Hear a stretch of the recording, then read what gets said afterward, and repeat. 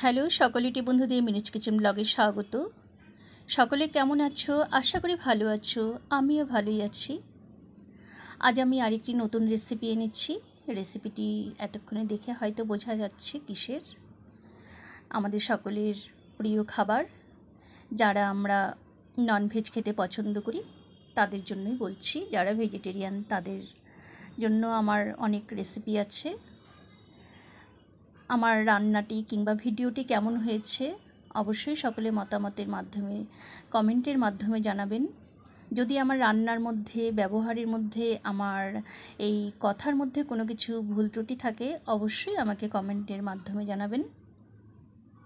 আমি এটি কিভাবে রেঁধেছি একদম ঘরোয়া পদ্ধতিতে, স্বাদে গন্ধে ভরপুর, সেটি এখন আপনাদের সামনে শেয়ার করছি।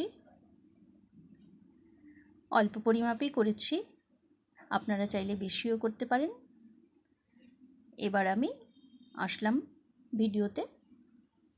আমি হাফ কিলো মাংস এখানে নেওয়া হয়েছে, বাজার থেকে কিনে আনা হয়েছে। সেটি আমি আগে পরিষ্কার করে নিয়েছি, একদম পাট করা ছিল, সেসব আমি ভালো মতো ধুয়ে রেখেছি। আর এখানে নিয়েছি কী কী দিয়ে রাঁধবো সেগুলো করে, মানে সব কাঁটা বাছা হয়ে গেছে। এর মধ্যে নিয়েছি গোটা রসুনও নিয়েছি, রসুন খুলে পরিষ্কার করে নেওয়া হয়েছে, একটা টমেটো কুচো করা হয়েছে, কাঁচা লঙ্কা, পেঁয়াজ নেওয়া হয়েছে, 4টে গোটা আলু নেওয়া হয়েছে। আলুটা মাঝারি সাইজের, খুব ছোট নয় খুব বড়ও নয়।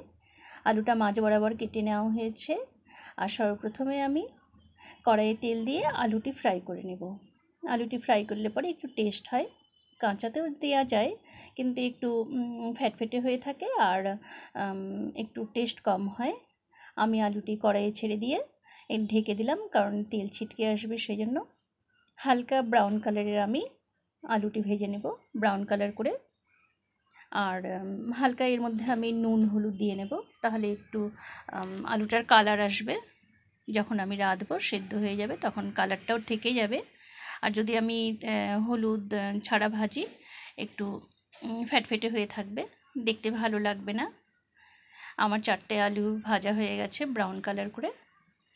আর এবার আমি এখানে মশলাপাতি কী কী দিয়েছি এসব, এগুলো কিন্তু আমার শুধু এই মটনের জন্য যে তা নয়, এটা আমার সাপ্তাহিক একটু রেডি করে রাখি। এখানে নিয়েছি আমি আদা বাটা, পেঁয়াজ বাটা, জিরে বাটা নিয়েছি। আর এটি নিয়েছি আমি পোস্ত আর তিল আমি একটু গ্রাইন্ডারে পেস্ট করে নিয়েছি। পোস্ত আমাদের এটার মধ্যে মানে মটনে দিলে বেশ ভালোই লাগে। আর ফোড়নের জন্য নিয়েছি আমি শুকনো লঙ্কা নিয়েছি, গোলমরিচ নিয়েছি গোটা, লবঙ্গ নিয়েছি কয়েকটি দানা গোলমরিচ আর 5 ফোড়ন, গোটা 2টো তেজপাতা নিয়েছি। আর এখানে নিয়েছি দারুচিনি আর এলাচ নিয়েছি 6-7টি।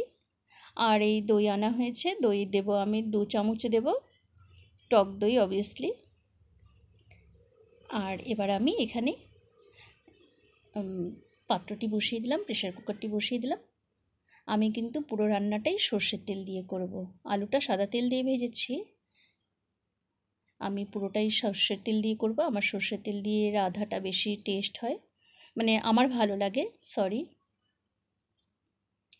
তেলটা আমি একবারই দিয়ে দেবো, পরে কিন্তু আর দেব না। এবার আমি তেলের মধ্যে হালকা একটু 5 ফোড়নও দিয়ে দেব। এখানে আমি ফোড়নগুলো সব একে একে দিয়ে দেব। এই যে এগুলো আমি সব দিয়ে দিলাম, যেসব শুকনো ফোড়ন, এগুলো দিয়ে একটু নাড়তে থাকবো। একটু যখন সুগন্ধি বের হবে সেই সময় আমি অন্য কিছু দেব। একটু হয়তো পাত্রে জল ছিল, ছিটে আসছিল, সেজন্য আমি ঢেকে দিলাম। এবার আমি এখানে মানে কাঁচা জিনিসগুলো দিয়ে দেব। এই রসুন দিয়ে দিলাম, রসুন পেঁয়াজ এগুলো সব আমি একটু হালকা করে ভেজে নেব। আমি কিন্তু গোটা রসুন দেব না, আমি খোলা রসুনটা দিচ্ছি। এই যে আমার এখানে ভাজা মোটামুটি প্রায় হয়ে গেছে, একটু হালকা ব্রাউন করে দিয়ে দিলাম। এর মধ্যে আমি একটু নুনও দিয়ে দিলাম, তাহলে একটু তাড়াতাড়ি ভাজা হয়, ম্যারিনেট হয়। এই যে মোটামুটি মানে ফুটছে, এগুলি ভাজা প্রায় হয়ে গেছে। আর আমি কিন্তু তেল আর নেক্সট বার দেবো না, একবারেই দিয়ে দিয়েছি, সেই জন্য একটু বেশি লাগছে। তেল কিন্তু খুব একটা বেশি হয়নি। আমি এবার দিয়ে দিলাম জিরে বাটাটা দিয়ে দিলাম, জিরে বাটা, তারপরে দেব আদা বাটা দেব। আর আমি মানে কুচো পেঁয়াজও দিয়েছি, আর এমনি কিন্তু একটু হালকা পেঁয়াজ মানে পেস্টও দিয়েছি আমি, তাহলে একটু গ্রেভি হবে। এই যে আমার সব মশলাগুলো ভাজা হয়ে গেছে।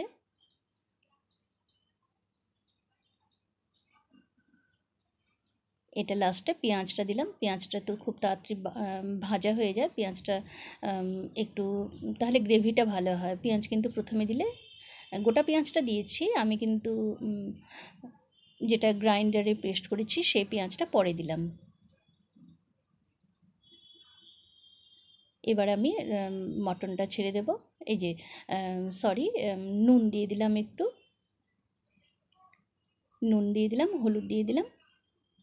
আর আমি কিন্তু এটা শুকনো লঙ্কা দেবো না, আমি শুকনো লঙ্কা যেহেতু ফোড়ন দিয়েছি সেই জন্য আমি শুকনো লঙ্কা দেবো না। এই মশলাটা করতে আমার যা একটু সময় লেগেছে, তারপরে আমি মটনটা ধীরে ধীরে অল্প অল্প করে মানে ছেড়ে দেবো, নাছাড়া গায়ে লেগে যাবে, তেল ছিটকে আসবে। এই যে এক এক করে। আর আমি কিন্তু যে চর্বির পার্টটা আছে সেটা কিন্তু দেবো না, সেটা পরে দেবো। চর্বির পার্টটা দিলে কিন্তু একদম ওটা, আপনারা যারা খেতে পছন্দ করেন, আমরা তো আলাদাভাবে খেতে পছন্দ করি, সেটা পরে দিলে বেশ গোটা গোটা থাকে। এখন যদি দেওয়া যায় সেটা একদম মিলিয়ে যাবে, গলে যাবে, আর পাওয়া যাবে না সেটা।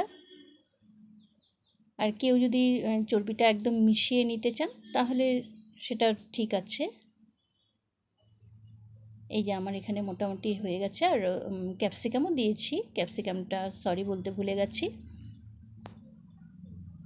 আর যে মশলা, যে বাটিটা মানে মশলা ধোয়া, যে গ্রাইন্ডার ধোয়া জলটা, ওটা কিন্তু ফেলি না, এটাও আমি লাস্টে সবজিতে দিয়ে দিই কষানোর সময়, যে কোনো সবজিতে। এবার আমি দারুচিনি আর এলাচটা দিয়ে দিলাম, এখানে এই যে পোস্তের জলটা দিয়ে দিলাম, এটা দইটাও দিয়ে দিলাম এখন। এবার আমি আরেকটু নাড়তে থাকবো।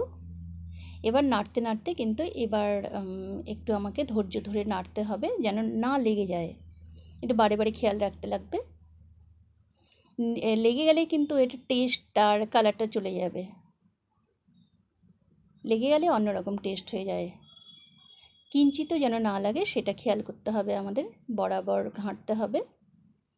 এই যে আমার মোটামুটি প্রায় ঘাটাটা মানে লাস্টের দিক একদম হয়ে গেছে। এই যে লাস্টের দিকে টমেটোটাও দিয়ে দিলাম, গোটা রসুনটাও দিয়ে দিলাম। আমার মোটামুটি এই যে চর্বিটাও দিয়ে দিচ্ছি, রান্না প্রায় মোটামুটি কমপ্লিট। আলুটাও দিয়ে দিলাম। এবার আমি এটা দিয়ে একটু জল দিয়ে আর একটু নেড়ে চেড়ে একদম ফাইনালি আমি এটা বন্ধ করে দেব।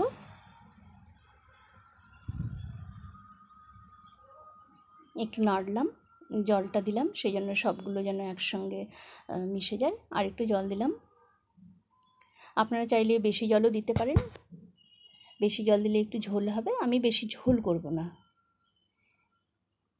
এবার এটা আমি একদম বন্ধ করে দিয়ে, এই যে আমার সিটি প্রায় 4-5টা হয়ে গেছে, কারণ কষানোর সময় অনেকটা হাফ ম্যারিনেট হয়ে যায়। আর এই যে আমার দেখুন, দেখছি মোটামুটি কালার টালার সব ঠিক হয়ে এসছে, একটু জলটা শুকিয়ে এসছে, জলটা কিন্তু দেখুন অনেকটাই শুকিয়ে এসছে। আর এবার আমি অন্য পাত্রে এটা ট্রান্সফার করছি। এই যে দেখুন, একদম আমি কিন্তু শুকনো লঙ্কা ফোড়ন দিয়েছিলাম, আর কিন্তু আমি কোনো কিছু, এই যে কালারটা এসছে এমনি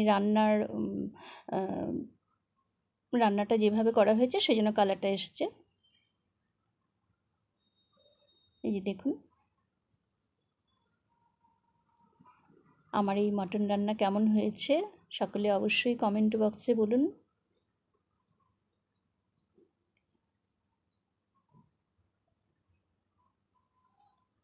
সকলকে আমার ভিডিওটি পুরোটা দেখবার জন্য অনেক অনেক ধন্যবাদ সকলকে। আবার আমি আসব পরের ভিডিওতে। সকলে ভালো থাকবেন, সুস্থ থাকবেন। Tata, bye bye. ধন্যবাদ সকলকে আমার ভিডিওতে লাস্ট পর্যন্ত থাকবার জন্য। Thank you.